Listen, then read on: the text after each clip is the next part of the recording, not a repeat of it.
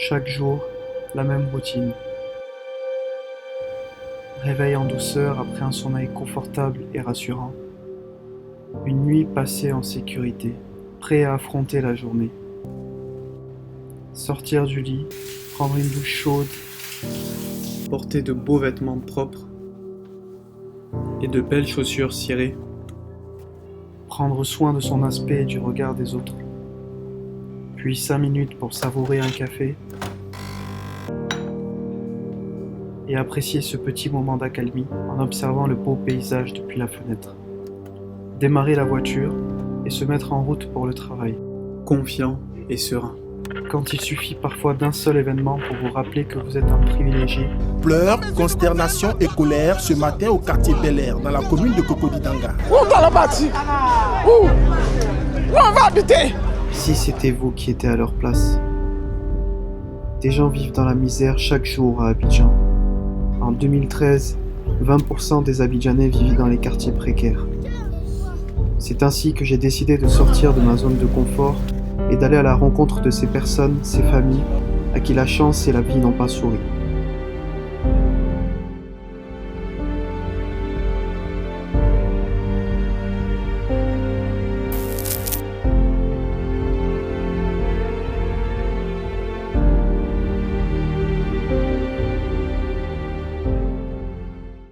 Mais selon vous, comment pouvoir se loger décemment avec un revenu de 25 000 francs par mois?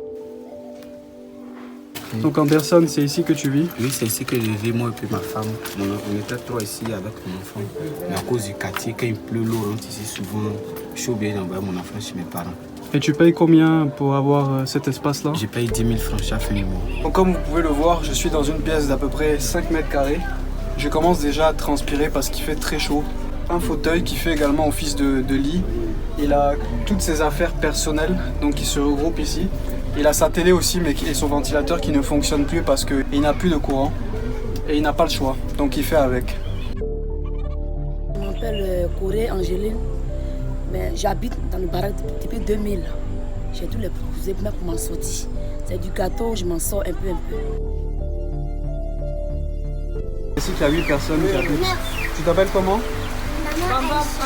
Tu peux me montrer où tu dors? Donc ils dorment ici à 9, là il pleut Laurent. Là, bon, absolument rien, ça ne va pas. Même moi aussi, là, j'habite sur mon terrain, je suis dans Sikoubois. Le plus souvent, ces quartiers, ces habitations sont construits à partir de matériaux de récupération et se trouvent sur des fortes pentes ou des zones exposées aux dangers tels que les inondations et les glissements de terrain. Et malgré ça, les enfants trouvent quand même le moyen de transformer leur malheur en bonheur. Les services de base sont quasi inexistants. Pas d'eau. Donc c'est une bassine comme ça. La bassine à 50 francs. Est-ce que vous pouvez me montrer les toilettes que vous utilisez? Pas d'électricité, pas de route. Quand il y a une inondation, vous voyez le chemin, la route qui est là, c'est inondé d'eau. Et absence de gestion de déchets. Depuis des années, on a tenté de supprimer cette décharge-là, mais on n'a pas les moyens pour arrêter ça. Ces habitants sont donc constamment exposés aux risques. Risques de maladies et épidémies. Derrière moi, tout ça, c'est un étalage de déchets, et donc les enfants jouent à côté parce qu'ils n'ont pas d'autre choix. Risque d'agression. Pression partout.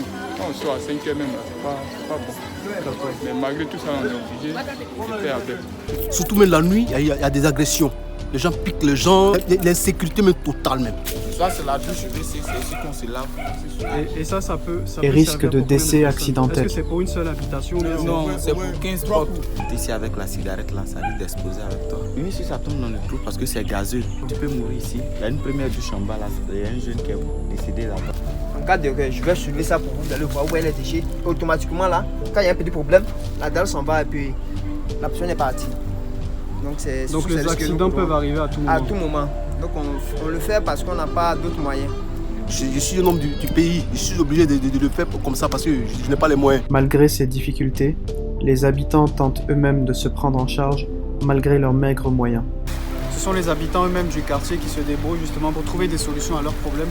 Donc là, c'est Ibrahim qui a creusé ce caniveau-là pour pouvoir évacuer l'eau de pluie.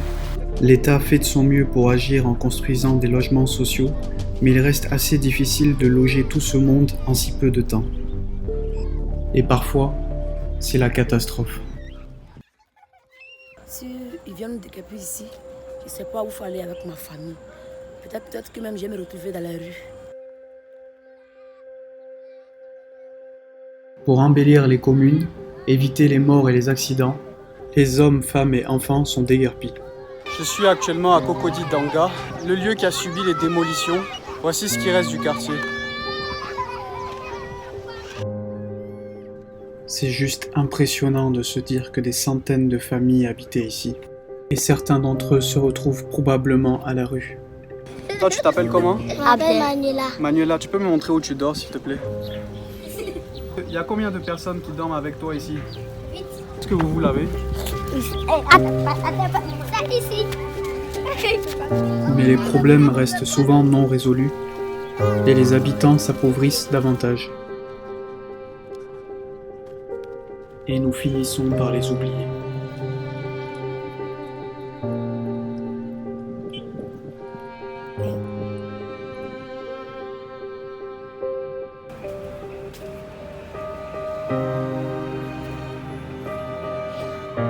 Je suis avec Abari, qui dorment dans la rue. N'hésitez pas à venir ici à Trècheville, au niveau de l'avenue 8. Ils sont là tous les soirs et ils dorment toujours au même endroit devant les magasins. Toutes ces personnes que j'ai rencontrées au cours de ce reportage sont des citoyens comme tout le monde, qui travaillent ou veulent un travail et qui se battent pour nourrir leur famille. S'ils se sont retrouvés là, c'est qu'ils n'avaient pas le choix. Tout le monde devrait avoir droit à un toit, dormir en sécurité. La population de Côte d'Ivoire croît chaque année. Une classe moyenne se forme de jour en jour. Mais les défis à relever restent titanesques. La jeunesse de notre population est sans doute la clé du développement. Bonjour, Bonjour. je me nomme Apiama Marguerite, j'habite dans ce quartier. Je suis en licence 1 en anglais. Bon, je voudrais avoir ma licence pour pouvoir quitter dans le quartier et pouvoir aider mes parents. J'aimerais être architecte. Moi, j'aimerais être vétérinaire. Je vais aider mes parents pour ne plus qu'ils vivent dans la misère. Tant de visages, tant d'espoir, prêts à se battre pour notre Côte d'Ivoire. Farah et moi, nous tenions à terminer ce reportage par une note de bonheur. Madame Anderson? Moi c'est Farah, suivez-moi s'il vous plaît.